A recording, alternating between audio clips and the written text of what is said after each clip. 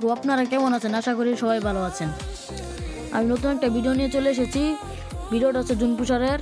আপনারা জানেন আমি অনেক ধরনের ভিডিও বানিয়ে থাকি, আমি একটা জুন পুষারের ভিডিও বানাইছি।